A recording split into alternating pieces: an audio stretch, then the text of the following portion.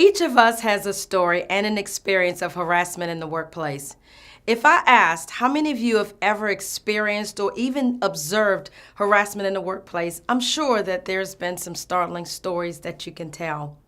Early in my career, both as an employee and a volunteer in several organizations, I have been on the receiving end of being sexually harassed and harassed in general.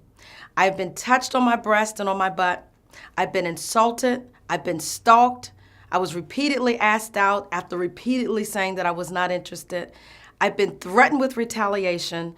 I've experienced inappropriate compliments about my own body parts. And from one executive, I was summoned to his office after meetings. The door was closed shut, and he stuck his tongue in my mouth on several occasions. Yeah, it was awkward, it was unwanted, it was unexpected, and it was forced. And all of these instances happened to me over several years, and I never reported them. Not because I welcomed the behavior, but because I felt helpless and fearful. I felt ashamed. I felt alone and guilty that it was happening to me. It affected my performance, my concentration, and my sense of self-esteem. And what's more unbelievable is that I was in human resources. I only told my parents after I left the organization. And I've kept quiet all of these years. It's only since the Me Too movement, more recently, that I've started sharing my story. After I became more self-confident and self-assured, and I felt more powerful, and even as I achieved more senior roles, the sexual harassment seemed to subside. However, being marginalized and discriminated against and experiencing microaggressions didn't, and I still experience it in some degree today.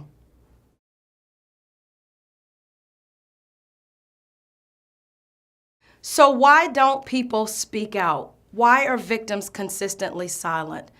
Lots of reasons, right? First, just like me, fear of job loss or job opportunities. The rumor mill, right? So being afraid that you'll walk in the room and people will start to talk about you and point you out as a troublemaker. Or not being believed, even if it's true, you don't want to share it because you feel like then it will start to victimize you all over again. Or the fear of being wrong, right? Sometimes people will say, I didn't mean it that way, or you know what, you're taking it too seriously. And oftentimes we can sometimes second guess ourselves. Now, there are some things that happen in the workplace that are inappropriate and they are clearly wrong. Someone sticking their tongue down your throat was absolutely wrong. But if someone is asking you out or complimenting you or giving you a hug, that's not always necessarily seen as a black and white. It's a gray area. Some people don't speak out because of fear of rejection, even from their coworkers. Or more pervasively, what about retaliation? And that happens more than we think. Being accused of not having a sense of humor and certainly being labeled in the organization, not only as a troublemaker, but as a feminist, as being overly sensitive and mentally unstable. According to the EEOC, which is the Equal Employment Opportunity Commission, in 2016, nearly 30,000 harassment charges were filed. 25% of those charges alleged sexual harassment, and 83% of them were brought by women. What's startling is that 70% of workers who experience sexual harassment say that they have never reported it. Another 75% that did report harassment experienced some form of retaliation. Many of the victims remained silent because of the risk of speaking out. They were too high and too great. Victims were reluctant to make allegations of sexual harassment due to fear of losing their jobs, derailing their careers, fear of not being believed, and the belief that nothing would be done about it. I was one of those victims. So we wonder why in the current climate now are people speaking out more and more.